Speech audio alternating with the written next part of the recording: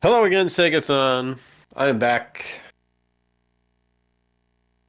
Hello again, and we are back. Yesterday, we took the old ships out for a little spin around the world. Today, let me get this so I know which button is going to do what I want it to do. All right. Okay. Yesterday, we took the old ships out. We sailed around the world. We hit some storms. We died. We resurrected. We eventually made it. Today, we're going to take the car out and drive around a world that's certainly influenced by the planet Earth. But these aren't specific places in the world. They are inspired by them. Oh my goodness. And there's a cat. Okay. Well, sorry, cat. This is not cat time. So, this is Outrun, but this is a little bit different. And I'll show you here what I mean. Let's look at the about. So this is a version of Outrun that was rewritten by a fella called Chris White. And that's his website there. So if you want to check it out, go to the website. He's got all kinds of information, deep information about this. He's basically someone who was able to peel apart the assembly language of the original game and rewrite it in a modern format that allows you to simply install it on your Windows computer. So if you run Windows, you run your emulators on Windows, you play games on Windows computer, this is something you can very easily install. It's completely free. Go for it. Now, I actually don't run a Windows setup. I run it all Linux setup, so I use the RetroArch version of this.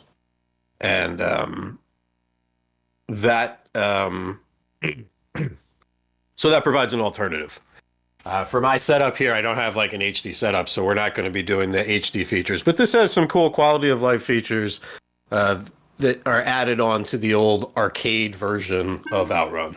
So it still looks exactly like the classic arcade version because it still uses all the assets. You still have to provide all of the same sort of files that you would provide to MAME when you're playing Outrun. You do the same thing here. You provide all those files, and then he has built something, written something that allows you to run the game at higher frame rates. You can have widescreen. This game has sprite limitations, so sometimes there's trees without heads on them because it couldn't, was run out of sprites. You can turn that off. The old time glitches that existed in this, you can turn all those things off. So you can sort of fix a lot of the little gimmicky things that you had with the old version. The other really cool thing, a couple other cool things in this, but the one we're going to look at today specifically is called continuous mode. So they have enhanced mode that kind of just automatically turns on a bunch of stuff. I do have, we'll just double check this, I do have the 60 FPS frame rate, so we do have a better frame rate here. I do have the things turned on that fixes the sprites, so we do have that as well. But we're going to do continuous mode, and what continuous mode is going to allow us to do is play the game, all 15 stages, one stage, play through each stage one time in one fell swoop. So it's going to be significantly longer than a normal Outrun run, which is only 5 stages. You get to pick which 5 stages you want. In this case, you don't get to pick, but you do get to play the entire game in one shot without having to repeat stages. So like last year, Marceau and I did this, and we had to repeat the first stage 5 times because we played all the stages, but we had to do 5 separate runs to do all that. One last thing to mention here. Basically, the way I'm going to do this is it gives me an opportunity to play the game pretty hard. We're just going to go as hard as possible on every turn. I'm basically just going to do a play-by-play as I play through it. We talked a lot about the game in general last year. I'm just going to give more of a technical play-by-play here. Because there's a time glitch in this game. It does have timer at the top that counts down. When you run out of time, you game over. There's a glitch, though, where if you get that timer above 100, then when you come back and you hit the 100, the accelerator turns off. And so you can fix that by quickly tapping the accelerator again, and then it goes back up. But if you're on a really good run, that could matter. The world record is... The top 3 times are only 5 seconds apart. World record is a 12:25. I have a 12:30. Marceau's in the middle with a 12:27, I believe, 28. So you know, I'm only, if I'm on a really good pace, I'm only a couple of seconds from world record. That's only on average like a third of a second per stage. So you definitely don't want to be losing any time unnecessarily here. Let's go ahead and get it started. I'll give some more general detail here. For some reason, sometimes this thing doesn't give me what I need here. But here we go. We're going to start in 5, 4, 3, 2, 1. And it told us the music, and that's what we want. For some reason, this one is a little glitchy as far as starting. It's okay if you already started the timer, don't worry. It's an in-game time anyway, so we don't really... I knew I was going to do this. So we're not really concerned about RTA. No, For some reason, sometimes I select continuous mode. And I know it doesn't work because it gives us, all right, let's just do an exit and restart the whole thing. Because if it's asking us to pick the music, then we know that it didn't do continuous mode. You can up the traffic. We do 3 on average here. Oh my goodness. Get ready. There it is. Okay, let's go. That happens. I don't know why. It's definitely like, this is like sort of an afterthought, this RetroArch version. It's really nice because it's super portable, so you can play it on anything that runs RetroArch. It's its own emulator. Like, it's not MAME. It is just CannonBall. It's completely its own thing. But the Windows version is the one you really want to use. It doesn't have sort of the glitchiness from what we've seen. We do have a separate leaderboard for this because ultimately it is a little bit different than the regular version, which is to say some of the turns are slightly more forgiving. Otherwise, I mean, it's exactly the same game. The turns are slightly more forgiving. The frame rate, you know, can help you play it a little better, perhaps. All right, we're zipping through the first stage here. We're looking for splits that are under 50 seconds, generally speaking. We're not going to get that in the first stage. 52's fine. Because, you know, we had to start from a dead stop. I'll start talking about some of the secrets to playing this game. The next stage is going to give us a really good look at that. Ooh, that was tight. Okay, we made it through there. Thank God. General idea is we want it to say 293 in the bottom left at all times. There's a couple spots where we're going to have to slow down. Didn't want to hit that guy, but that's okay. Not a big deal. Crashing is a big deal. Hitting a car we can live with. This is a very difficult turn here. And yeah, that guy was really at a bad spot. Since we had hit the other guy, then we had too many cars kind of in bad spots there. That's okay, though, because we didn't smash into the wall, and that's kind of what really matters here. Checkpoint. All right, so first split was okay. That split's frankly not that good, but it's not terrible. All right, so here's the trick to this game. If we stay on the edge, the cars never go on the edge like this. So we're just going to pass them every time. The trucks have bigger hitboxes, so you got to be a little bit more careful, but you can generally get past everything. So even here with the line of trucks, by staying on the edge of the road, that's your cheese spot. Just want to slow down a tiny bit there. That was okay. That's a turn where we do have to lose just a tiny bit of speed. This sucks, but we made it through. Okay.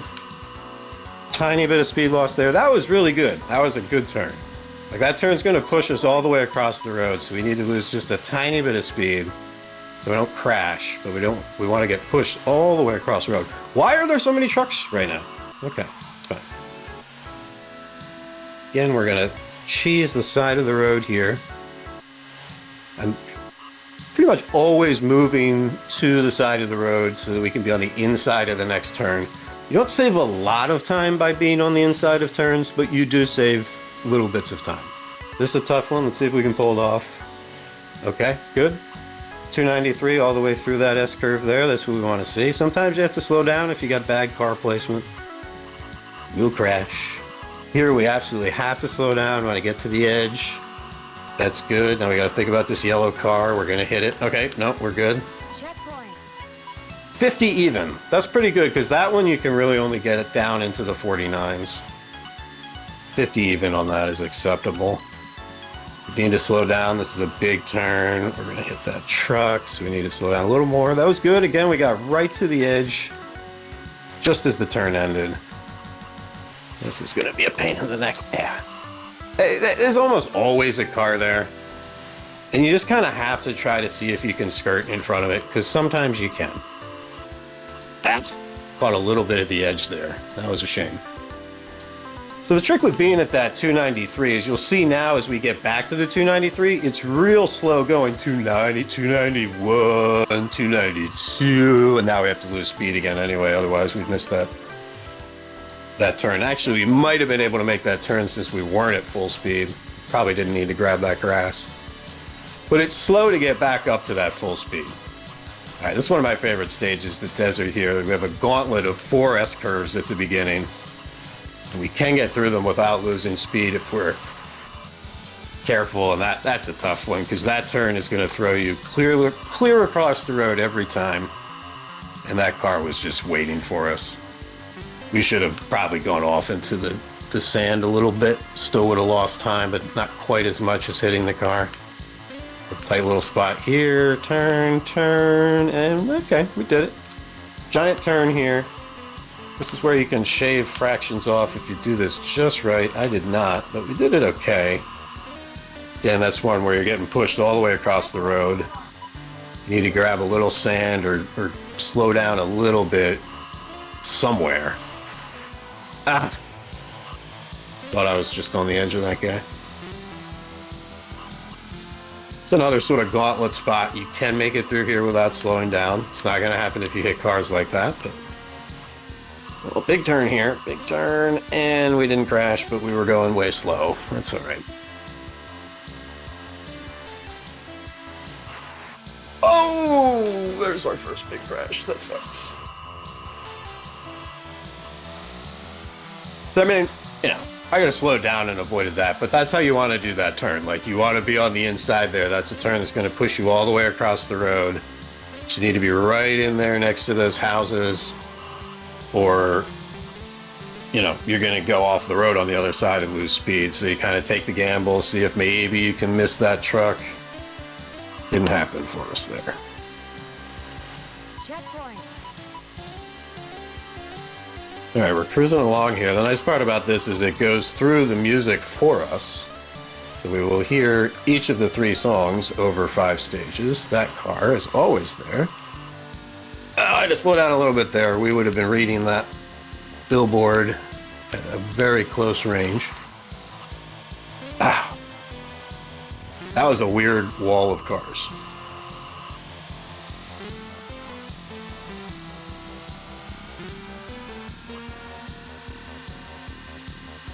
All right, got a big turn coming up here. Doesn't push us too far. It's just really long.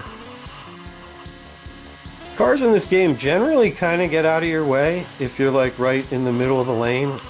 Don't hit the truck. All right. Let go of the gas for a second. You can make it through that S-curve too, but I think if I'd stayed full speed, we were at risk of smacking into that truck as we got shot back through the road there. So we do automatically get to hear all 3 songs when we run continuous mode. This is bad RNG right there. I mean, like, there's usually one guy there, and you just pull up behind him, and then he starts moving inside, and then you go around him. 2? Yeah, that sucks. It's a fun little gauntlet spot here. We go left, we go right, we go left, we go right. That's not how we want to be. We want to be... Oh, man. Okay, we're okay. If the cars on the right here start coming up at you, it's tough. You don't have a lot of road to work with. I mean, you do, but it runs out pretty quick. Blind turn there coming up that hill is always a little bit scary. I like to take it far left. Let the road, as the turn starts, you know, I let the road push me out. Because if I try to anticipate that turn, I turn into the buildings almost every time. You just got to keep your eye on the horizon and let the road push you out a little bit and just try to get the glimpse of where that first car is going to be so you don't hit it. Because you do have weight, you can maneuver around on that blind turn at the end of Old Capitol Boulevard there. Anyway, my least favorite stage, Wilderness. The longest stage in most versions.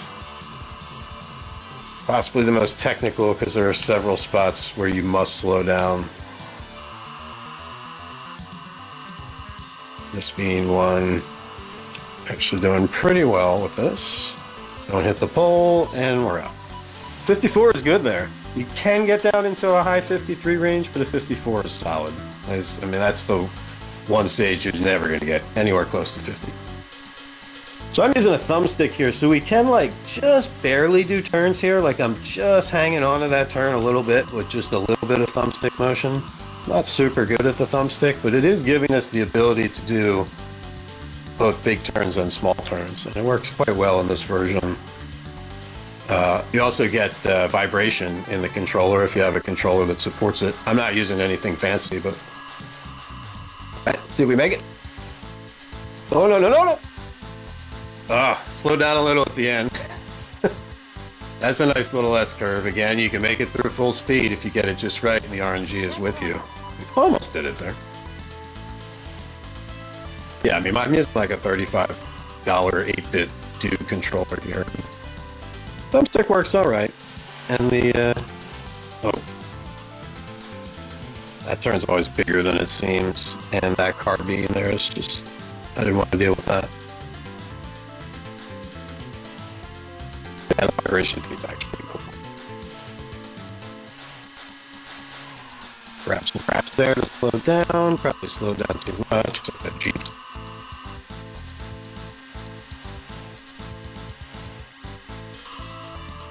So there. That Jeep was right where we needed to be. This is always a tough one, especially when you come at it blind. Oh, we did okay because the RNG didn't put a car. Usually there's a car sitting right there to smack into. So an interesting hill there, because in this version and some of the other versions, sometimes you come at it from a more sort of aerial view, and sometimes it's a really steep hill and you can't see what's on top. And there we got the bad, can't see what's coming at you view. But we made it work. Moving right along here. Got this stage and 2 more to go. A couple of crashes there keeping us from doing anything super impressive, but we're holding it together. Oh my. It's a weird spot there where usually almost every other turn you get the arrows and you get 1, 2, 3. Here at the end for some reason, usually you get 1, 2, 3, 4 arrows and then the turn. And for some reason there, the turns come in the middle of the arrows. I didn't install the arrows right. Like here, 1, 2, 3, 4 arrows, turn. 1, 2, 3, 4 arrows, turn. Yeah, it's dark. That's a fun little gauntlet section. That dude, I didn't want to smack into that guy, but you can usually make it through there without slowing down if you play your cards right.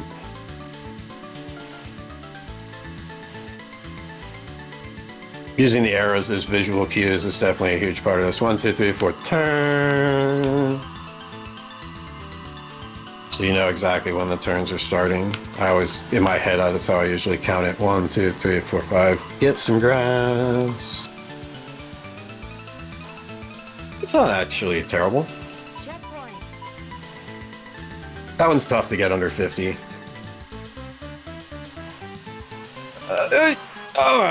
Yeah, those guys are just in a bad spot there.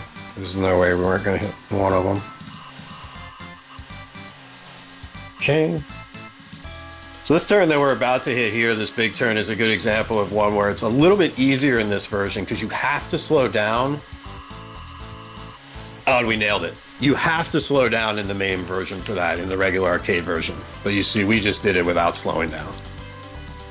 You cannot do that in MAME. Try to do that in MAME, you're going to be eating billboard. Lost a little too much speed there. Last turn, here we go. And we're coming up on time right now. That was a good run. I'm happy with that. We'll see what the time was. In-game time's what matters here. He'll tell us in just a sec. Congratulations. You have a separate leaderboard for this called CannonBall because Outrun was inspired by the Cannonball Run movies. So I think Cannonball is sort of a throwback to that. But yeah, 1306. It would have been nice to get under 13, but we had a couple of crashes there, and that one truck knocked us into the buildings, which was a little bit unfortunate, but otherwise that's pretty good. Again, world record's 12:25. Crashes cost you about 6-7 seconds. We hit some cars as well, didn't have fully optimal turns, but close to 3 minutes. It's not too shabby. Not too shabby for today. But yeah, it's a free download. Check it out. You know, if you like running Outrun on MAME, you know, that's great. But MAME sometimes is difficult to set up. This provides a little bit of an easier way to play the arcade version. And then you can do widescreen. You can do faster FPS. There's actually some different. You can actually do a higher view camera, and you can do like an in-cab camera view. A lot of cool stuff. Wanted to bring Outrun back again this year. I thought this was a neat way to do it. Get to see all the stages nice and quick. I think I'm going to end this one from now because I'm going to be right back just in a moment here with Master System Marceau, and we are going to do some 8-bit motorcycle racing. We saw the ship, we've driven the car, and now we're going to pull out the bike and go out to the West Coast and do some bike racing here.